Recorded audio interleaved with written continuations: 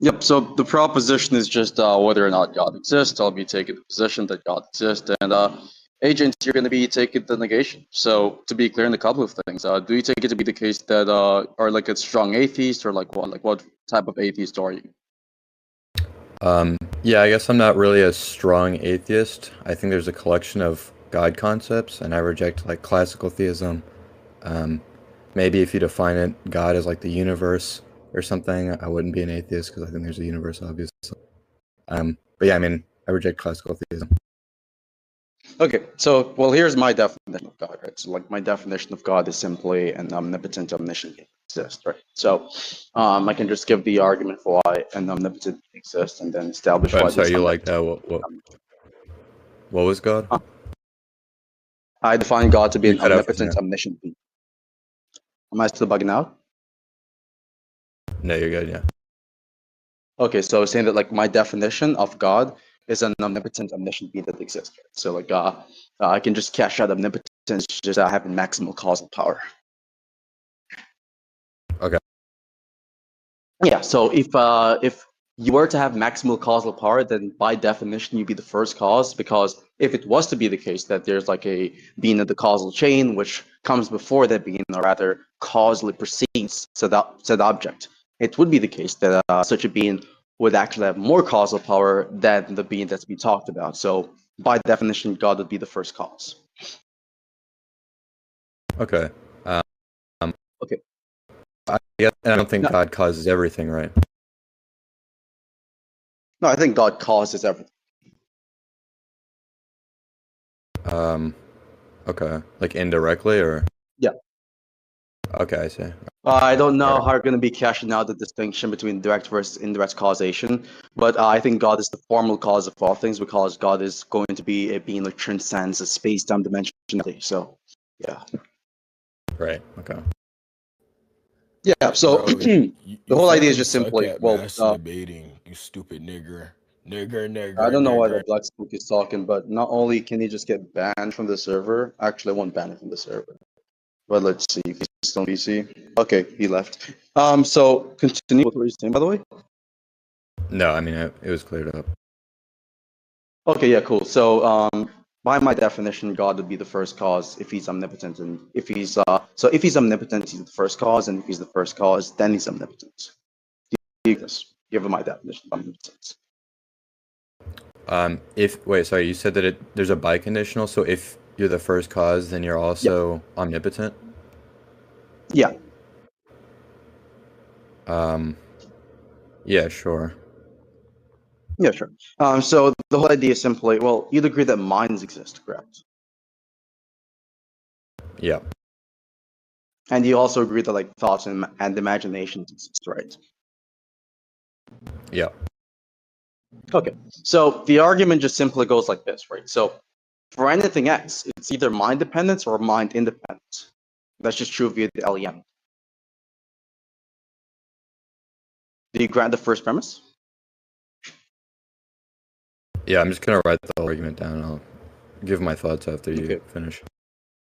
Well, I'm going to just continue the argument once you establish whether or not you agree with the first premise, right? That's just like a starting point for the whole argumentation.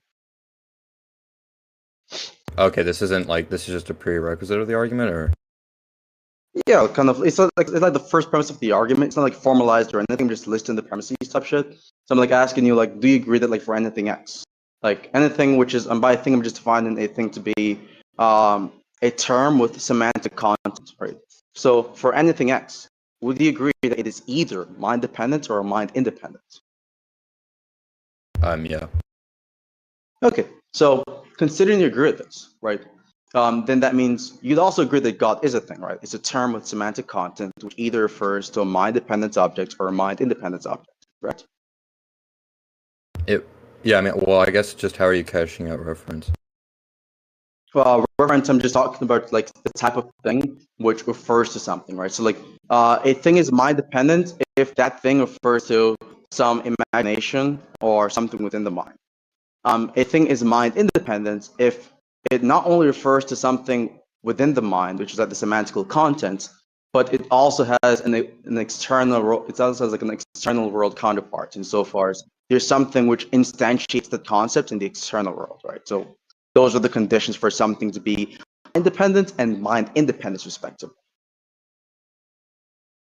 Okay, so yeah, I mean, I guess by reference, I just want to make sure. I don't have a theory of reference, but are you not like saying anything controversial? Just what the average person means when they're No, talking about how a just like term what refers to people would someone? like colloquially when they're talking about like I'm Okay. referring to this thing. Yeah. So you'd agree that like for Sure. anything that is your mind independent, and you'd also agree that God is a thing, correct? God is a thing. Yeah. So God has a semantic reference, or sorry, a semantic content. God has semantic content. Right. Yeah. Oh, are you just Yeah, asking me if the term God refers? Oh, yeah. Yeah, obviously. Sure. Now, if it was to be the case that God was to be mind dependent, like an imagination or just mere fiction, then there's a logical contradiction, right? The logical contradiction being that if God was to be mind dependent, then that means God is caused by minds. But that means it would contradict God's definition, which is him being the first cause, or him being omnipotent, which entails him being the first cause. We both agreed that omnipotence entails first causality, or being the first cause of the things of the causal chain, and vice versa. So that means God cannot be a fictional object, Right. or just a mere imagination or thought or anything. So that results in the second horn of the dichotomy, that he's mind independent. And so that means God exists. There you go. Okay, wait. Okay, so, Yeah, right, so so you said that God is mind dependent, right? And you meant by yeah, because God that doesn't refer to option until something the in the mind. contradiction. Yeah. Right. So Well, then that's just God because has you to be the define type of God, thing right? which refers to something objectively. Yeah, of course, we Yeah, both so agreed on the God definition, and you agreed refers that to. first cause entails, being omnipotent and vice versa. So yeah. Okay, so wait, I guess I'm just a little confused. Do you think it follows from God refers to something mind independent to God exists? Yeah. Just like how, for example, if the term, like if I say, for example, like agent. So agent is this thing with semantic content, your thing, right? You could say Sure. agent is, you can have like multiple different definitions of agent, the person, like the things which makes agent, right? And so that thing either is mind dependent, like just a mere fiction, or it's mind independent. If you're mind independent, that means that that thing refers to an object which satisfies the concept of being agent. So it just trivially entails that you exist objectively. Yeah. If you're mind independent, you have to exist. Well, I guess because it means for something to be mind independent, it exists objectively. Yeah, I guess I'm just confused on how it follows from. So okay, so God refers to something mind independent and refers to anything like complicated, or you're not adopting any theory of reference that's. We've already talked really about weird, this. If God right? refers to something mind independent, then that means God is a mind independent thing. And what it means for you can't have a mind independent thing which does not exist. That's a contradiction. It means for something to be mind independent is for it to exist in objective reality. So granting that you agree that God could not be mind dependent given the definition of God, then you'd have to agree that God is mind independent given the fact you agreed that the first premise is true, which is that for anything X is either mind dependent or mind independent. Right, so but you kind understand of like that automatically concede the proposition. What's up? Right, so you understand that it doesn't follow from referring to something mind independent that the mind independent, right? Unless refers just means something is mind independent. What's your to, definition of mind independent? Some X is mind independent when X is not located spatially in the mind, or I don't know, thought of or something. So it exists objectively, correct? Right. Okay. Now, the term bachelor, right? You'd agree that this is not a fictional concept, right? Like it's something which actually exists, right? Like there are people in the world which satisfies the concept of being a bachelor. You'd agree with this, right? Yeah, there's people that are bachelors, right? So that means a bachelor, at least, right? Like that specifically, in multiple different cases, would be a mind-independent thing, given the objects which satisfies the concept. Okay, so so you can refer to a bachelor. Yes or no? There is you agree with this, right? Well, I'm just restating what you're saying. I agree with that. Just that I'm getting it right. So there does exist a bachelor. So when people refer to a specific bachelor, they're correct. I'm not even going to that part yet. I'm saying that, like, if you grant the proposition that the thing bachelor, right, refers to something out there, then it entails the proposition that there's at least one bachelor.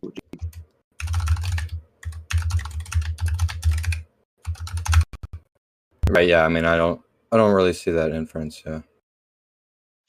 Here, I can You don't think it is actually the lay it out case with that an if something- example. Well, it just real follows quick from even your so own that you can conception, right? understand. Sorry? Sure. Okay, Well, yeah. it follows So from your own if conception, right? You define the hold on, real quickly. uh-huh. You define the mind-independent thing to be the type of thing which exists objectively, and you also said specifically that it is the case that a thing which is mind-independent would be referring to something out there which instantiates it. So it trivially follows from your own agreements that it would be the case that if something refers to something else in the world, then there is something in the world which satisfies the concepts. It does make it a thing in objective existence. Same logic applies here. You agree that God, which is a thing, refers to something out there, which is why you agree that he's mind independent as an object. And so it trivially follows that there's a thing out there in the world which satisfies the God concept. So that would just trivially entail that God exists objectively given your own concessions. So is mind, so okay, just to be clear, is mind independent something that's defined as an existence? Like you're just defining something that's mind independent if it's existing? You said what? Something is mind dependent if were it to, or sorry, not were to it exist. A mind independent thing is something that both exists and is objective. Oh, sorry, Because then I was might like have a listening to problem. something. What are you saying? I'm asking, mind independent just defined as something that both exists and is objective? What it means for something to be objective is for it to include the property of existence, like it exists. Okay, so something is objective if it exists. Not just if it exists, but if it exists in the sense where it is not dependent on mind. And yeah, right, and it's not dependent on mind. Well, okay, so then you define objective that exists. Yeah, well, okay, but then you could do this for like anything, right? So if I cash out a unicorn as something with, sure you can. If I get a unicorn as something with conditions, like it's a horse, it's pink, it's magic, and it's got a horn, right? And then that refers to something, and if a unicorn were to exist, it would be mind independent. That has nothing to do with like your thoughts or anything. And the term does refer, and referring does not entail it exists, unless you think it does. Then I think it does. you could use the same line of reasoning. Okay, so no, because just because referring, or just because something being a thing entails it existent, it doesn't mean it entails it objectively existent. So unicorns exist, but not as an objective existence. It's just fiction. So it exists as a mere imagination. Okay, so so you think that reference means that something exists? Okay. Yeah, I'm an anti-Meinongian. I reject Meinongianism. Right. Okay. Well, yeah. I mean, I guess just why I think that God refers now, and that definition of reference, or I guess that condition reference. Sorry. Yeah, but even if it is the case, like Gatfaint is saying, like a better definition of objective, which is stance independent, the argument still goes through, regardless of whether you're talking about stance independence or mind independence, right?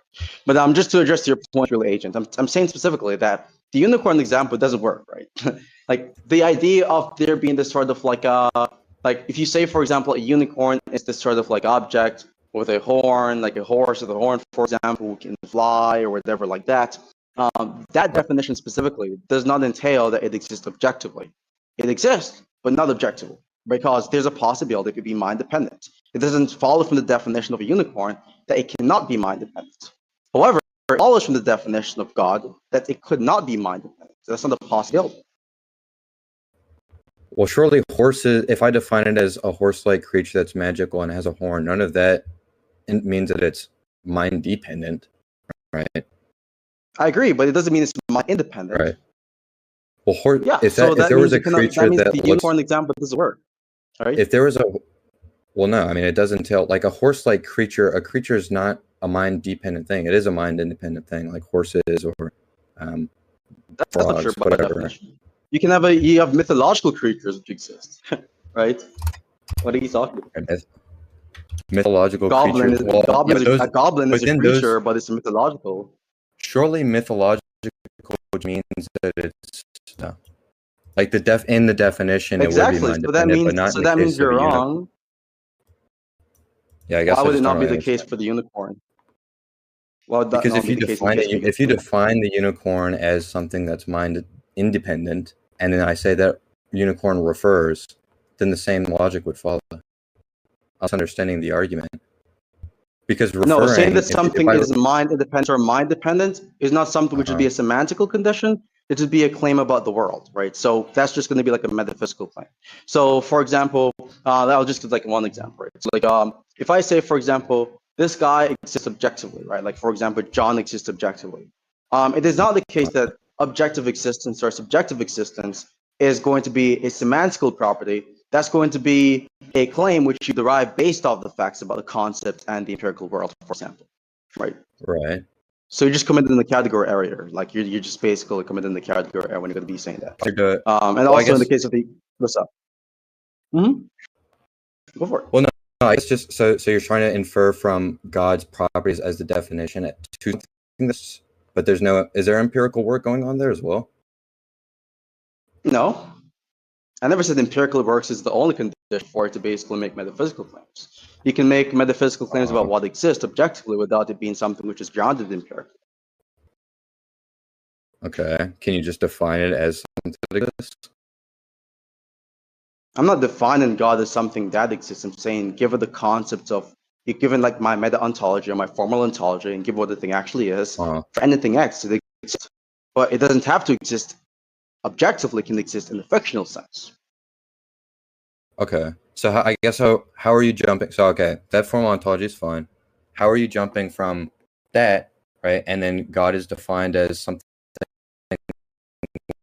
with additions to the reference, and then yeah, I mean we have to go back to that because there's a contradiction entailed from God. So you granted my formal ontology, so that means it is not the case that you could have a non-existent. When people say that something does not exist, what they really mean there is that it exists, but as my imagination. It doesn't exist as a part of the objective world.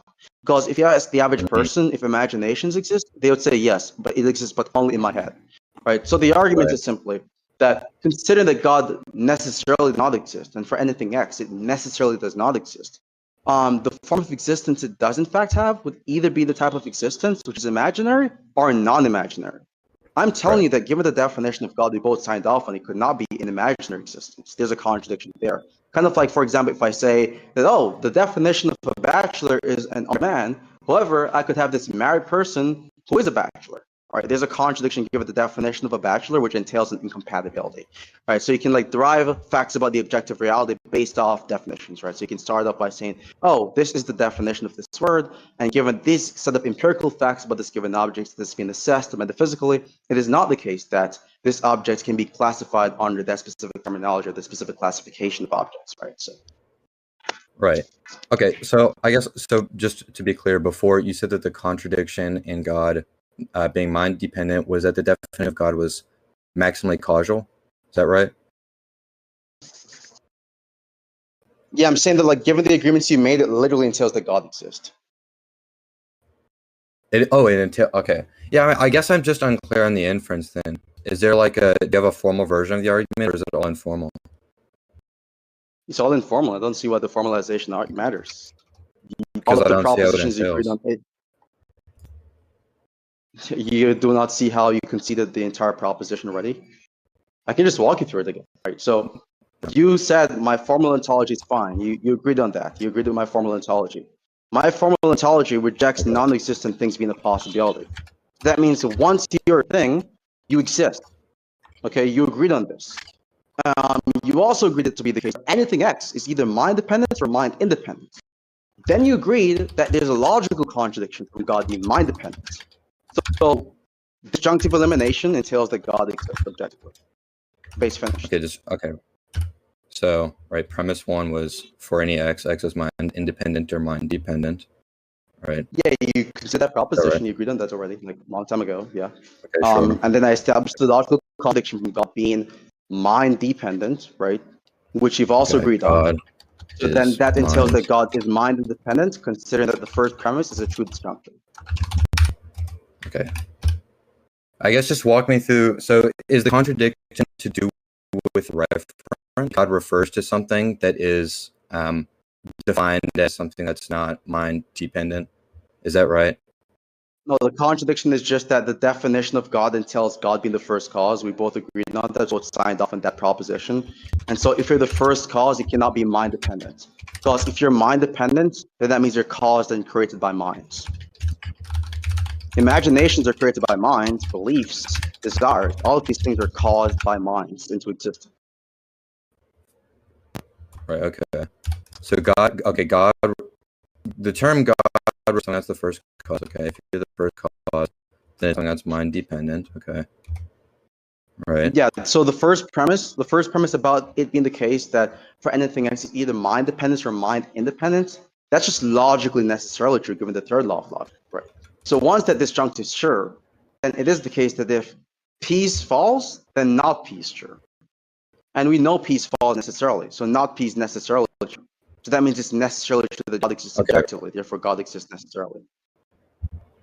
Okay, right. So just tell me if I've got this right. Okay, so for any x is mind independent or mind dependent, right? Okay, that's fine. Okay, God is mind independent, so God refers to something that's mind independent. And then the reason to think you're missing the other part. You're missing the other part. So for anything, it's either mind dependence or mind independence. God is a thing, right? So that'd be something which you agreed on also. Yeah, and so I established why it's logically impossible for God to be mind dependent. So P is just not sure. So that means it is the case that it collapses into the second disjunct of the dichotomy, which you agreed on to be sure. Right. Well, why is God a thing? Well, I guess actually it's more important to understand what God is.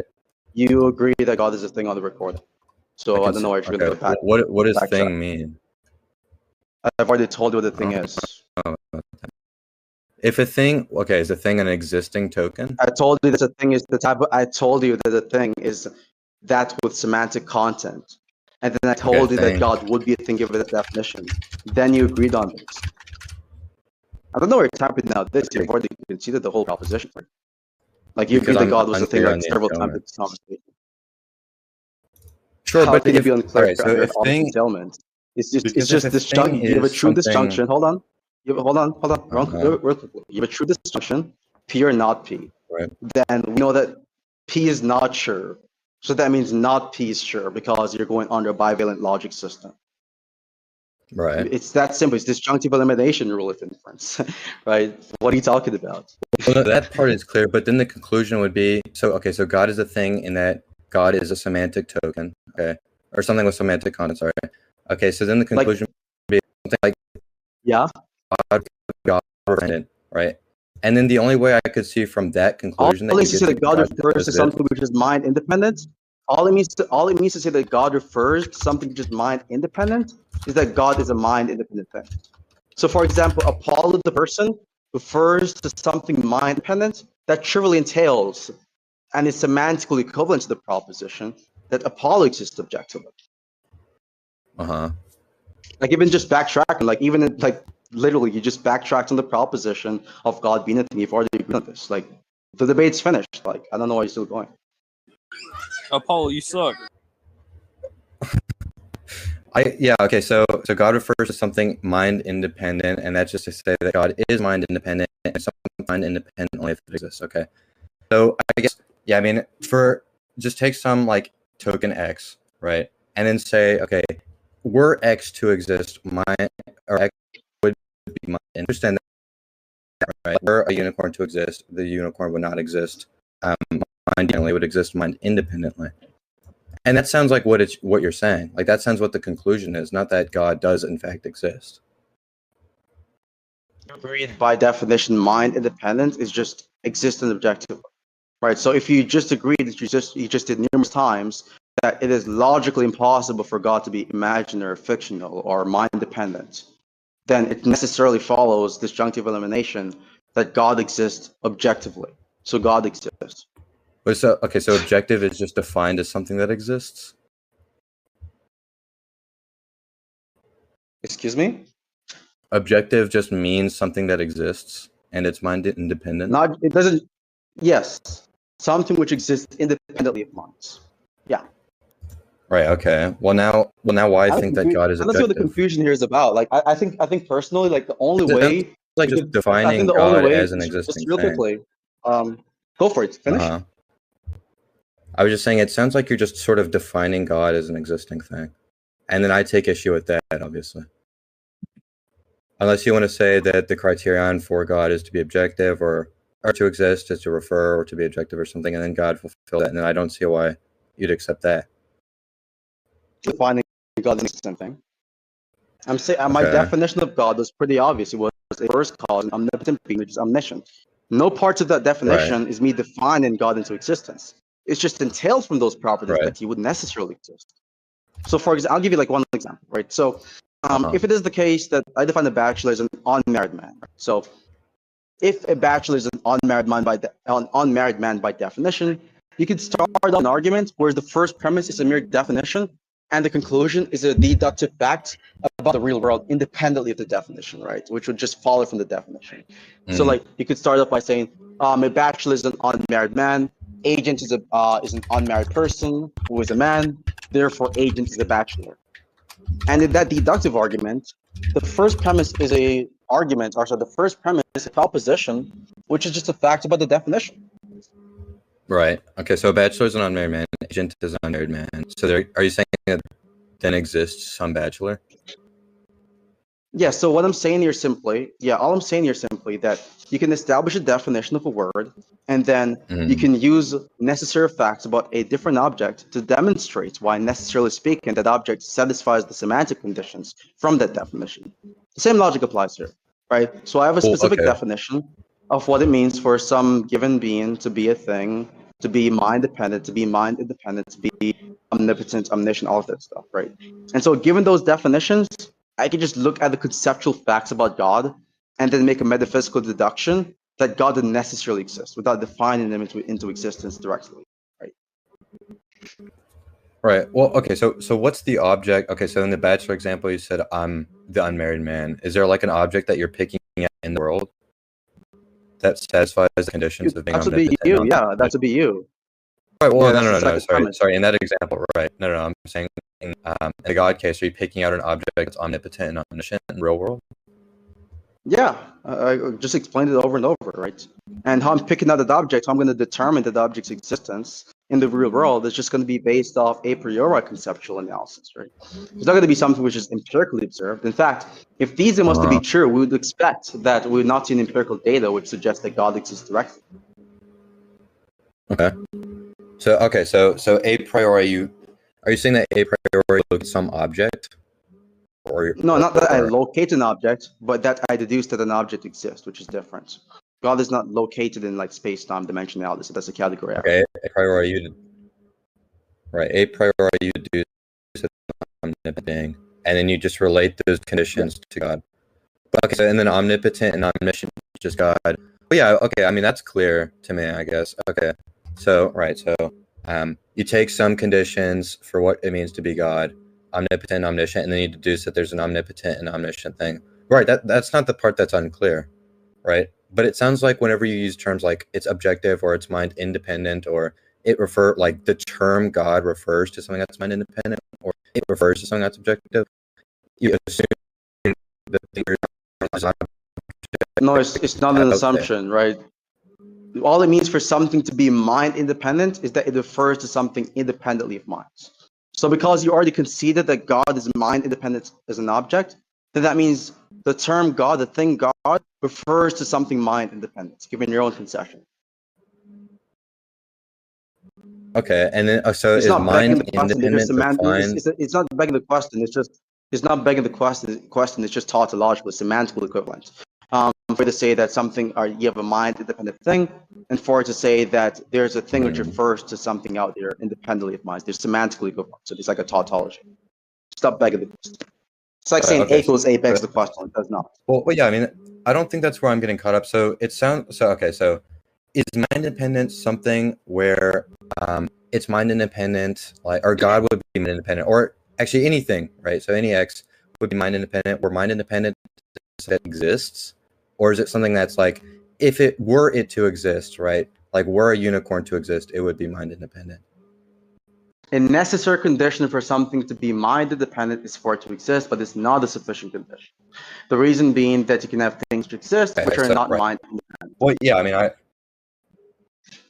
Yeah, I understand. This Like, isn't the you part you also should have be to worried be about. independent of the mind, right? Yeah, but this isn't the part of the argument you should be worried about, right? Like, this is like irrelevant, right? I'm not sure. Well, I mean, this is just What where you I'm have to getting do, caught up. I'll just give you. Hold on, I'm not trying to be that guy, but I'll just give you like a small pro tip. The only way you could possibly debunk this argument. I don't think any person can debunk this argument. The only way you could possibly debunk this argument is for it to introduce a new formal ontological system or meta-ontology which rejects anti-mind non-organism or like some sort of like framework like that. But you already accepted that system. So you're literally just trapped in having to agree that God exists. Yeah. Okay. So, well, I'm not sure that. So, okay. God is mind independent, and the criterion for God to be mind independent is that God already does exist, and God is not mind independent because there's a That's one of the contradiction in conditions. terms. That's just a necessary condition or criteria. It's not the sufficient condition. Right. Right. But okay. So, whenever you say God is mind independent, you're showing that there's a contradiction. Were God to exist, He would not be mind independent, right? So you've agreed on the recording that things necessarily exist, right? Like that was something you signed off. So you can't have a non-existent thing insofar as you can't have something which is neither mind dependent or mind independent. The definitions of Right. I mind mean, that's dependent fine. and mind independent, hold on. The definitions of mind dependent and mind independent are respectively something which exists in minds or dependently on minds, and something which exists independently of minds. So both horns of that dichotomy entails existing. And you agree that dichotomy is true. Well, okay, yeah, but surely you're not trying to say that God exists mind dependently, right? I mean, that's obviously all right. Of course. But But to be okay. clear in this, God Apollo. I think this. So shut up.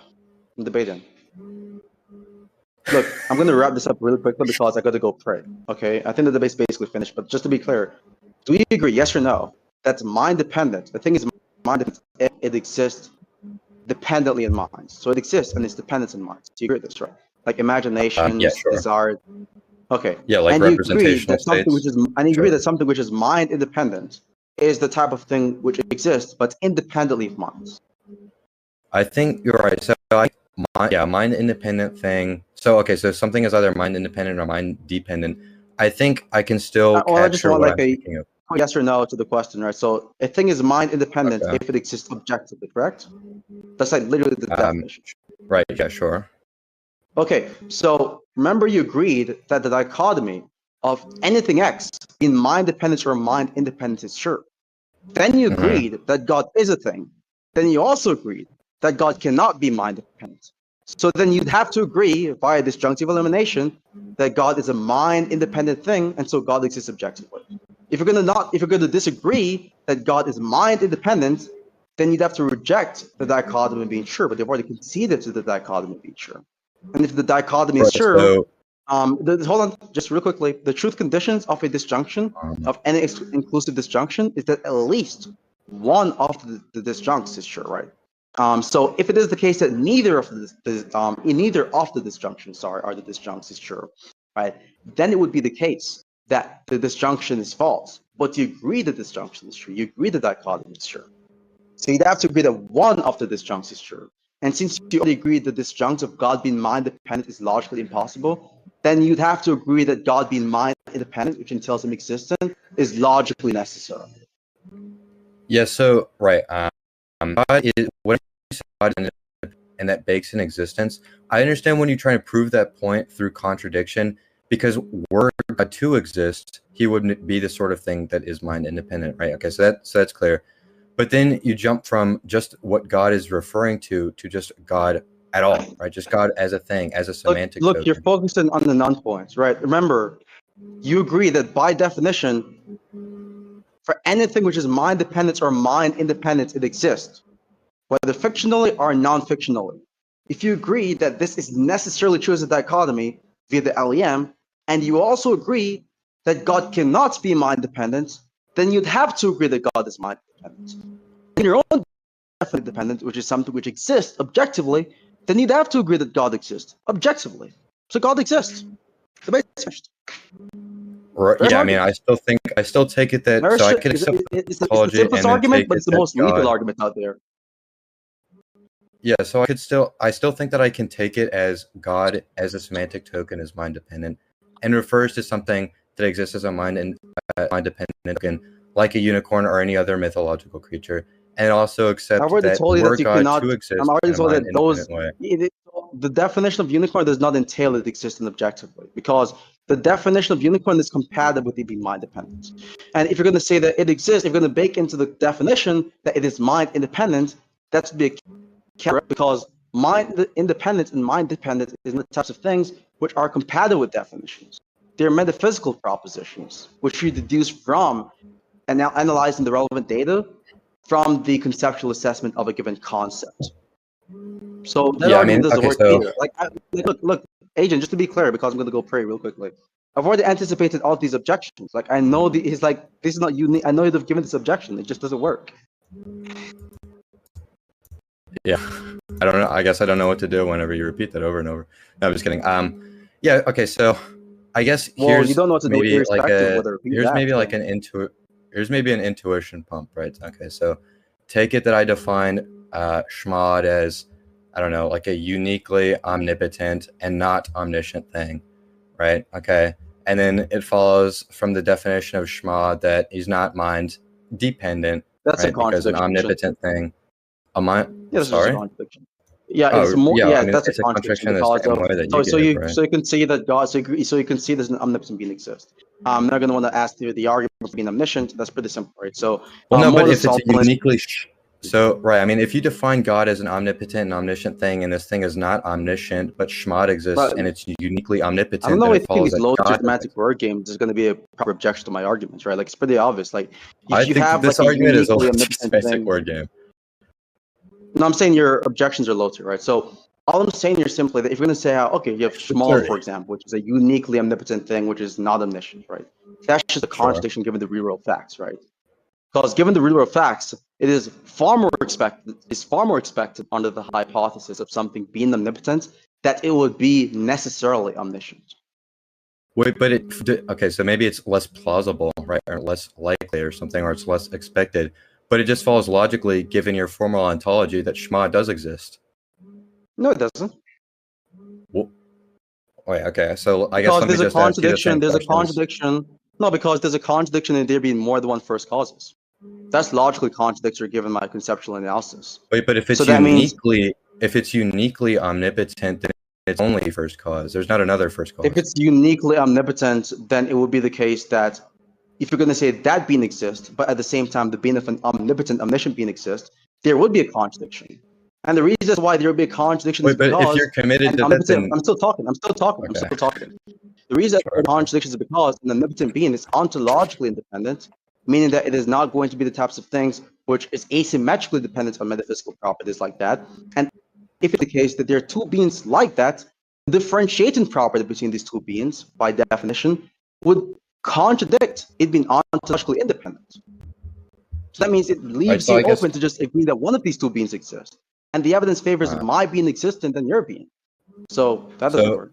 Wait, what's the evidence that favors your being existing? Because it sounds like you'd be a That's logic. easy. So it sounds Here's like the it's evidence. logically. Yeah, here's the evidence, right? Okay. Here's the evidence. I gotta go soon.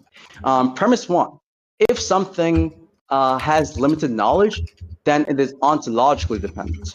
Premise two: God, by definition, is not ontologically dependent.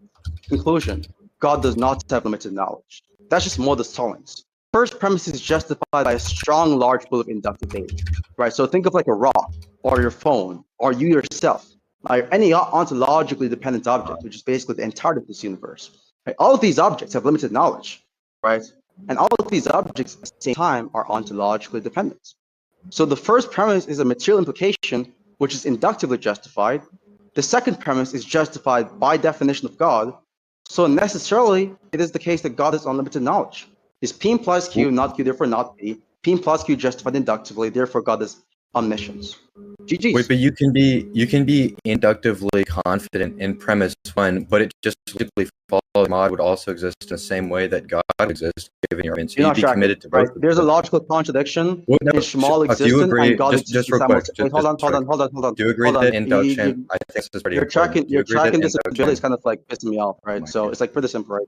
Small existence and God existence at the same time is contradictory. That means Okay, that you necessarily evaluate the evidence to see which one actually exists.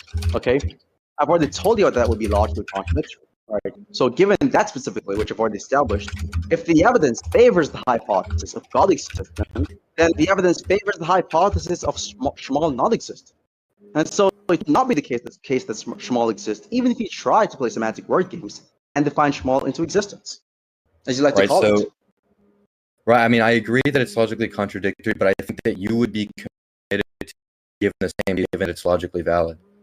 Right, so you just say the same thing before. So for any x is mind independent or mind dependent, right? Okay, so is mind independent given the definition?